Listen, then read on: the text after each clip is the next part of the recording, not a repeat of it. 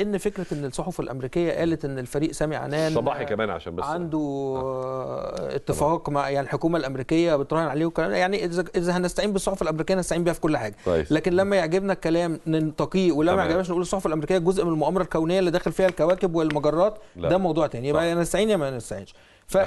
اخيرا انا بس عايز اقول للدكتور عبد الحليم ان هو في كتابه الايام الاخيره حذر جامد جدا. الكتاب ده صدر في 2006.